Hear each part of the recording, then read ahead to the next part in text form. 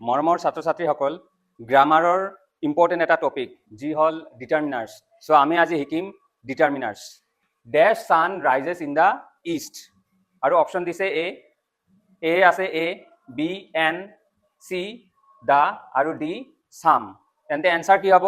এ মানে অকল এটা বুজায়, এন মানে হ'ল এটা, কিন্তু আমি যেতিয়া ডিটাৰমিনাৰ্ছ কৰোঁ আমি কি জানো যে যদি ভাৱেল চাউণ্ড হয় তাৰ লগত এন বহে, আৰু যদি কনচনেণ্ট চাউণ্ড হয় তাৰ লগত কি বহে? এ বহে। কিন্তু আৰু এটা বস্তু আমি জানো যে যদি ইউনিক, পৃথিৱীৰ ভিতৰত অকল সেই বস্তুটো এটাই আছে, তেন্তে তেনেধৰণৰ বস্তুৰ ক্ষেত্ৰত আমি দা ব্যৱহাৰ কৰোঁ। চ' যেনেকুৱা আছে আমাৰ ছান, পৃথিৱীৰ ভিতৰত মাত্ৰ এটাই আৰু বেলেগ নাই। চ' সেই ক্ষেত্ৰত কি হ'ব? দা হ'ব। চ' এইটো মনত ৰাখিবা, দা San, the moon, da earth, da world. চ' আমাৰ ৰাইট এনচাৰটো হ'ব দা ছান। মনত থাকিব। কুৱেশ্যন নম্বৰ 2 দেখা, কি কৈছে? আই চ ডেছ ওৱান আইড মেন এট দ্য মাৰ্কেট। বজাৰত মই এটা চকু থকা মানুহ দেখা পাইছিলোঁ। অপশ্যন কি কি দিছে? এ আৰু কি এন, দা আৰু ছাম। চ' ইয়াতে কোনটো অপশ্যন হ'ব? এ হ'বনে নাই? এ কেতিয়া হয়? আমি এনে শিকিছিলোঁ, অলপ আগতে আমি শিকিলোঁ কি যদি কনচনেণ্ট চাউণ্ড হয় তেন্তে তাৰ লগত আমি কি ব্যৱহাৰ কৰোঁ? এ ব্যৱহাৰ কৰোঁ। সেই হিচাপতে এইটো কনচনেণ্ট আমি কওঁ যে এইটো কনচনেণ্ট নহয়, কাৰণ আমি জানো ইংৰাজীত 5টা কি আছে? ভাৱেল লেটাৰ্ছ আছে, এ ই আই অ ইউ, তাৰ ভিতৰত অ এটা হয়। চ' আমি ইয়াতে কিন্তু ভুল কৰোঁ। অকল লেটাৰ ভাৱেল হ'লে নহ'ব, চাউণ্ডটো কি হ'ব লাগিব? ভাৱেল চাউণ্ড হ'ব লাগিব। ইয়াতে দেখা, এনে যদি লেটাৰ হিচাপত আমাৰ ইয়াতে কি হ'লে হয়? এনচাৰ হ'ব লাগিছিল এন, কিন্তু ইয়াতে এনচাৰ এন নহ'ব, ইয়াতে হ'ব এ। কিয়? যেতিয়া আমি এইটো উচ্চাৰণ কৰিম, কি উচ্চাৰণ? ওৱান, চাউণ্ডটো আহি আছে ৱা। ৱা কোনো ভাৱেল চাউণ্ড নহয়, এইটো এটা কনচনেণ্ট চাউণ্ড। তাৰ কাৰণে ইয়াতে এনচাৰ আমাৰ কি হ'ব? এ ওৱান আইড মেন। চ' এইটো মনত ৰাখিবা। আৰু এনেধৰণৰ কুৱেশ্যন প্ৰায় পৰীক্ষাত দি থাকে। আই গেভ হিম এ 1 rupee নোট, হি চ এ 1 এক্ট প্লে। চ' মনত ৰাখিবা, যদি ৱা চাউণ্ড হয় তেন্তে তাৰ লগত আমি এ ব্যৱহাৰ কৰোঁ, এন নহয়। যদিও অ এটা ভাৱেল লেটাৰ, কিন্তু যিহেতু উচ্চাৰণটো আমাৰ কি হৈছে? কনচনেণ্টৰ উচ্চাৰণ হৈছে ৱা, তাৰ কাৰণে তাতে এন নহয়, আমি কি ব্যৱহাৰ কৰিছোঁ? এ ব্যৱহাৰ কৰোঁ। মনত থাকিব। কুৱেশ্যন নম্বৰ 3 দেখা, হি ইজ ডেছ অনেষ্ট বয়। তেওঁ এজন সৎ ল'ৰা। অপশ্যন কি কি দিছে? এ, এন, দা আৰু ছাম। এ হ'বনে নহ'ব? এ অনেষ্ট। এতিয়া আমি দেখা, আমি শিকিছিলোঁ কি যদি কনচনেণ্ট হয়, কনচনেণ্ট হ'লে তাৰ লগত আমি কি হয়? এ ব্যৱহাৰ হয়। কিন্তু ইয়াতে এটা ইণ্টাৰেষ্টিং বস্তু কি যে এইচ, হা যিটো চাউণ্ড হয়, এই চাউণ্ডটো কি হয়? ইয়াতে উজ্জ আছে, চাইলেণ্ট আছে, তাৰমানে এইটো চাইলেণ্ট। আৰু তেন্তে তাৰ পিছৰ চাউণ্ডটো কি হয়? অনেষ্ট। অ হ'ল এটা ভাৱেল চাউণ্ড, তাৰ কাৰণে ইয়াৰ এনচাৰটো কি হ'ব? An. He is an honest boy. চ' এইটো মনত ৰাখিবা, এনেধৰণৰ কুৱেশ্যন দি থাকে কিন্তু কি অনেষ্ট। মনত থাকিব। Honour, he is an honourable man. I will come back in an hour. Question number 4 চোৱা, কি কৈছে? There is an dash milk in the jug. মানে জগটোত কি কৈছে? বেছি মিল্ক আছে নে নাই তাৰ বিষয়ে কৈছে। অপশ্যন কি দিছে? মেনি মনত ৰাখিবা, মেনি আমি আনকাউণ্টেবল নাউনৰ লগত ব্যৱহাৰ নকৰোঁ, অকল কাউণ্টেবল নাউনৰ লগত ব্যৱহাৰ কৰোঁ। চ' ইয়াতে যিহেতু কি কৈছে? মিল্ক হ'ল আনকাউণ্টেবল নাউন, চ' সেইকাৰণে ইয়াৰ লগত নহয়। মেনি মানে বহুত, কিন্তু মেনি হ'ল কাউণ্টেবল নাউনৰ লগত ব্যৱহাৰ হয়, এইটো ইয়াত নহ'ব। মাছ, য়েছ, ইয়াতে কি হ'ব? মাছ হ'ব। মাছ আমি কাৰ লগত ব্যৱহাৰ কৰোঁ?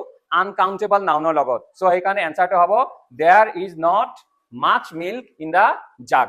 Next question number 5, she has dash friends in Guwahati. গুৱাহাটীত তাৰ বন্ধু আছে। এতিয়া কি কৈছে?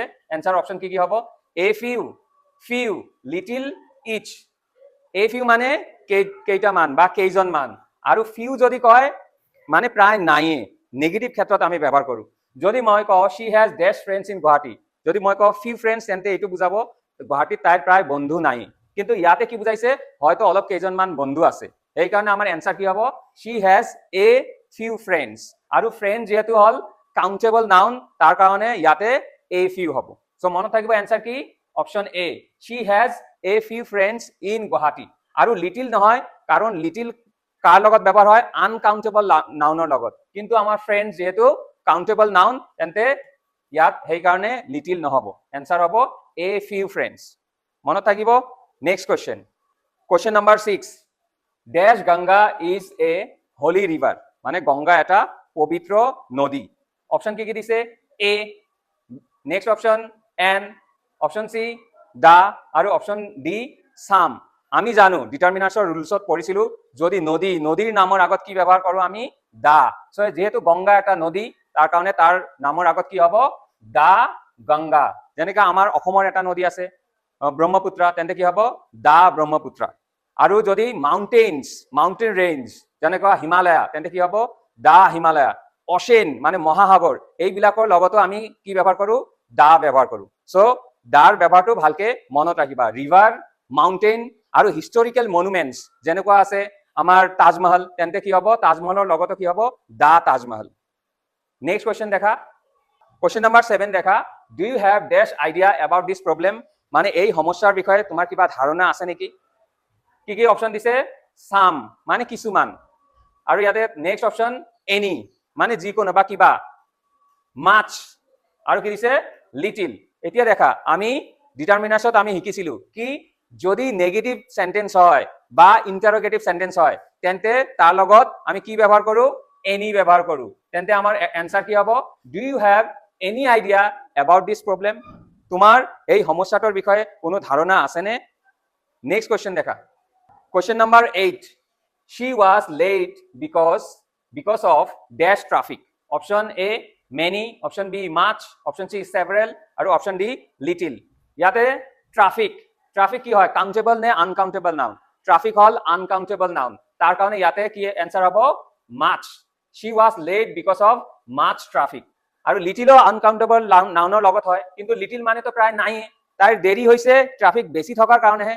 কম যদি ট্ৰাফিক থাকিল হয় তেন্তে তো দেৰি নহলে হয়, সেইকাৰণে আমাৰ ৰাইট এনসাৰ হ'ব she was late because of much traffic। Okay, next question দেখা, question number 9, dash of the two sisters is intelligent. Option A each, option B all, option C several, option D many। so দুজন বা তাতকে বেছিৰ প্ৰত্যেককে যেতিয়া আমি বুজাও তেতিয়া আমি each ডিটাৰমিনাৰ্স ব্যৱহাৰ কৰো, তেন্তে আমাৰ ৰাইট এনসাৰটো হ'ব each of the two sisters is intelligent। Next কোৱেশ্চনটো দেখা, question number 10, there are dash books on the table। একদম সহজ, অপশ্যন কি দিছে some, any, much আৰু little। বুকস আমি জানো বুকস কাউন্টেবল নাউন হয়, সেই কাৰণে তাৰ লগত কি হ'ব সাম হ'ব, আৰু এইটো কোনো নেগেটিভ সেন্টেন্সও নহয় ইন্টাৰোগেটিভও নহয়, সেই কাৰণে এনি তো ইয়াতে নহবই। মাছটো আমি আনকাউন্টেবল নাউনৰ লগতেহে ব্যৱহাৰ কৰো, আৰু লিটিলো আনকাউন্টেবল নাউনৰ লগতেহে ব্যৱহাৰ কৰো। সো ইয়াতে বুজাইছে there are some books on the table, মানে টেবুলৰ ওপৰত কিছুমান কিতাপ আছে। সো আমাৰ ৰাইট অপশ্যন হ'ব সাম।